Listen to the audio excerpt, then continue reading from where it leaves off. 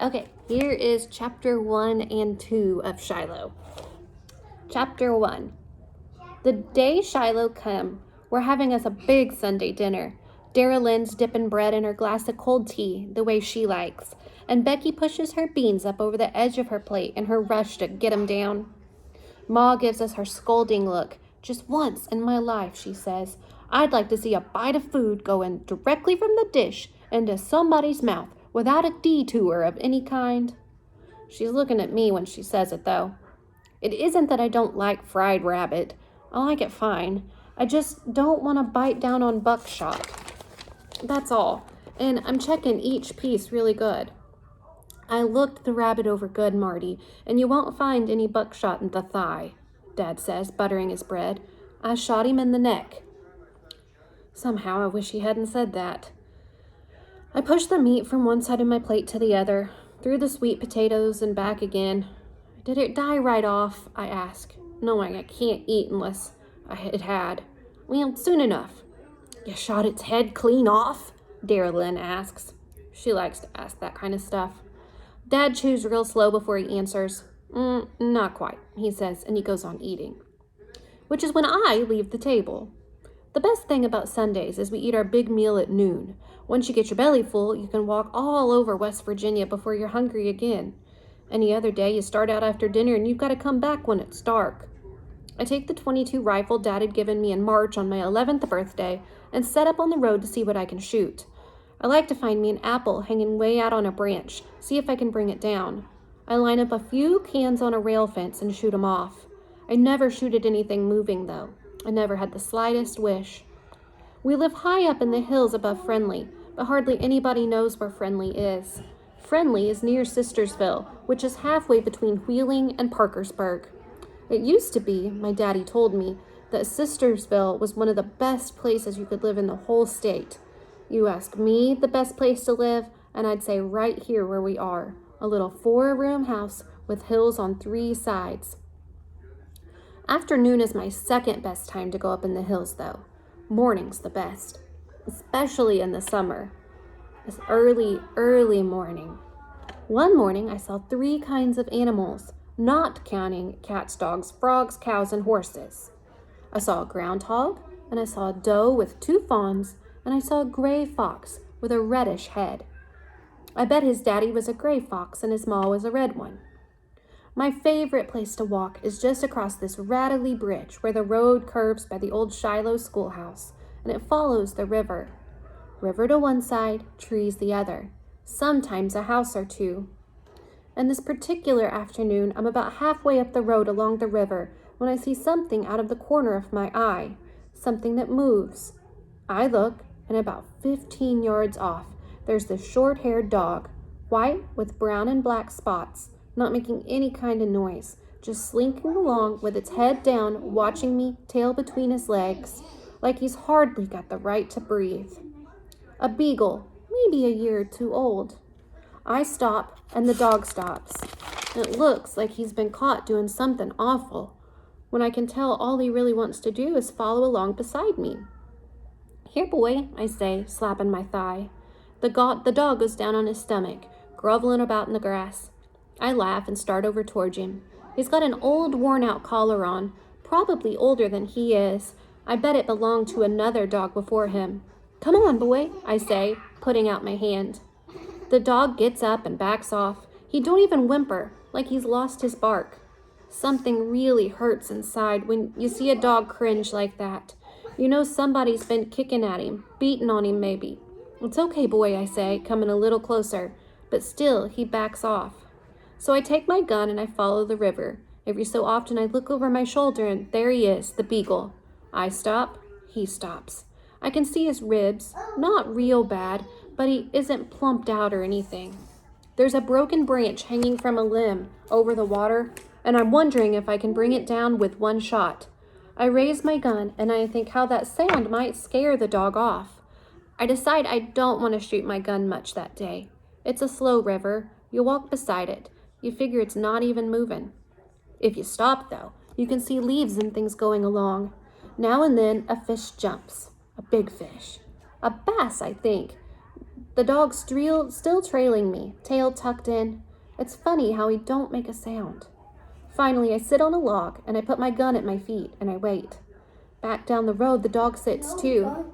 He sits right in the middle of it, head on his paws. Here, boy, I say again, and I pat my knee.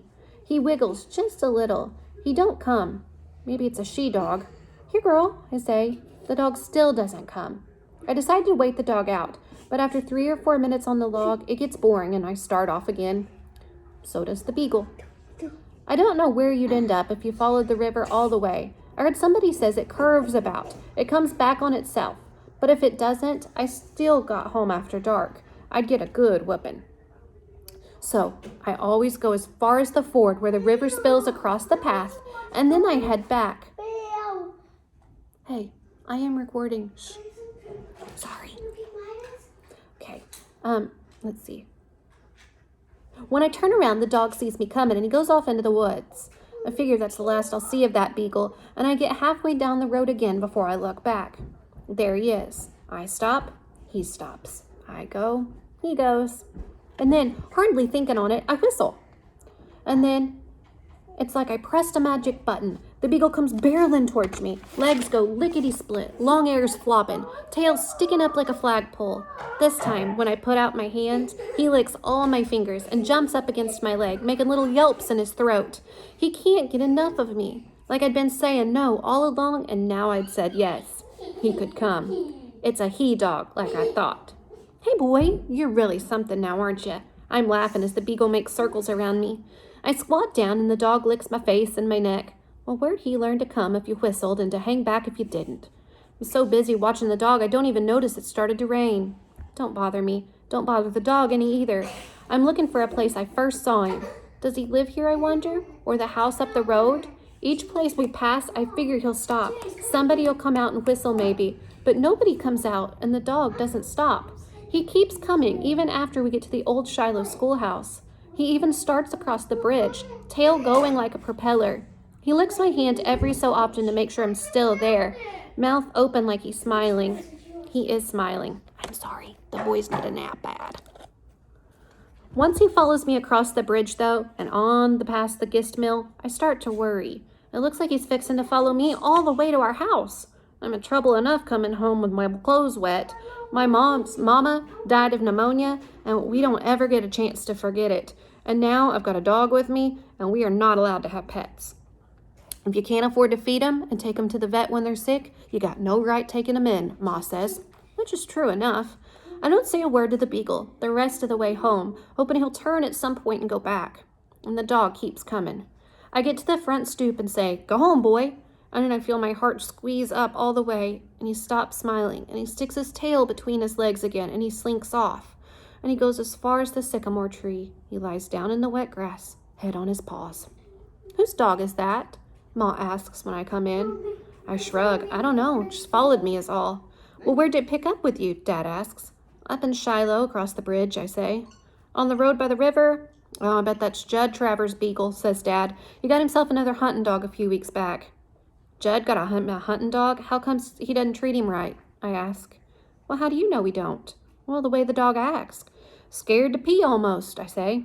Ma gives me a look. It don't seem like he's got any marks on him," Dad says, studying him from our window. "Well, you don't have to mark a dog to hurt him," I'm thinking. "Oh, just don't pay him any attention and he'll go away," Dad says. "And get out of those wet clothes," Ma tells me. "You want to follow your grandma's slider to the grave?" I change clothes and sit down and turn on the TV, which only has 2 channels. On Sunday afternoon, it's preaching and baseball. I watch baseball for an hour, then I get up and sneak to the window. Ma knows what I'm about to do. "That Shiloh dog still out there?" she asks. I nod. He's looking at me. He sees me there at the window and his tail starts to thump. I name him Shiloh. Chapter 2. Sunday night supper is whatever's left from noon. If nothing's left over, Ma takes cold cornmeal mush, fried up big slabs, and we eat it with Cairo syrup. But this night, there's still rabbit. I don't want any, but I know Shiloh does. I wonder how long I can keep pushing that piece of rabbit around my plate. Not very long, I discover. "Are you going to eat that meat, or are you just going to play with it?" Dad asks. "If you don't want it, I'll take it for lunch tomorrow." "I'll eat it," I say. "Well, don't you be giving it to that dog," says Ma. I take a tiny bite. "What's that doggy gonna eat then?" asked Becky. She's 3, which is 4 years younger than Dara Lynn. "Nothing here, that's what," says Ma. Becky and Dara Lynn look at Dad. Now I had them feeling sorry for the beagle too. Sometimes girl children get what they want easier than I do. But not this time. "The dog's going to get right back across that river when we get through eating," says Dad. "If that's Judd's new dog, he probably don't have sense enough yet to find his way home again. We'll put him in the Jeep and drive him over." I don't know what else I figured Dad to say. Do I really think he's going to tell me to wait till morning, and if the beagle's still there, we can keep him? I try all kinds of ways to figure out how I could get that rabbit meat off my plate and into my pocket. But Ma's watching every move I make. So I excuse myself and I go outside and over to the chicken coop. It's off toward the back where Ma can't see. We keep 3 hens, and I take one of the 2 eggs that was in the nest, and I carry it behind the bushes. I whistle softly, and Shiloh comes lopping towards me. I crack the egg and empty it out in my hand. I hold my hands down low, and Shiloh eats the egg, licking my hands clean afterwards. Then curling his tongue down between my fingers to get every little bit. "Good boy, Shiloh," I whisper, and I stroke him all over. I hear the back screen slam, and Dad comes out on the stoop. "Marty?" "Yeah." I go around, Shiloh at my heels. "Let's take that dog home now." Dad goes over and opens the door of the Jeep. Shiloh puts his tail between his legs and just stands there. So I go around the other side, get in, and whistle. Shiloh leaps up onto my lap, but he doesn't look too happy about it. For the first time I have my arms around him, he feels warm, and when I stroke him, I can feel places on his body where he has ticks. "The dog has ticks," I tell my dad. "Judd'll take them off," Dad says. "And what if he don't?" "Well, it isn't our concern, Marty. It's not your dog. You keep to your own business." I press myself against the back of the seat as we start down our bumpy dirt driveway towards the road. "I want to be a vet someday," I tell my dad. He says. "I want to be a traveling vet, the kind that has his office in a van and go around to people's homes. Don't make folks come to him. I read about it in a magazine at school." "Well, you know what you have to do to be a vet?" Dad asks. "Well, you got to go to school, I know that." "Well, you got to have college training, like a doctor almost. Takes a lot of money to go to veterinarian school." My dream sort of leaks out like water in a paper bag. "Well, I could be a veterinarian's helper," I suggest, my second choice. "You maybe could," says Dad, and points the Jeep up the road into the hills. Dusk is settling in now, still warm though, a warm July night. Trees look dark against the red sky, lights coming on in a house here and another there. I'm thinking how in any of these houses there's probably somebody who would take better care of Shiloh than Judd Travers would. How come this dog had to be his? The reason I don't like Judd Travers is a whole lot of reasons, but the least is that I was in the corner store once down in Friendly, and I saw Judd cheat Mr. Wallace at the cash register. Judd gives the man a 10 and gets him talking, and then Mr. Wallace gives him change. Says, "Well, I gave you a 20. I blink like I can't believe Judd just did that, and old Mr. Wallace is confused. So I say, "No, I think you gave him a 10. Judd glares at me, whips out his wallet, and waves a $20 bill in front of my eyes. "Whose picture's that bill? Whose the picture's on that bill, boy?" he says to me. "Well, I don't know." He gives me a look and says, "I thought so. That's Andrew Jackson," he said. "I had 2 of them in my wallet when I walked in here, and now I've only got 1. This here man's got the other, and I want my change."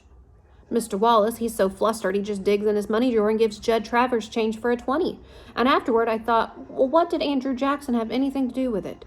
Judd's so fast talking he can get away with almost anything.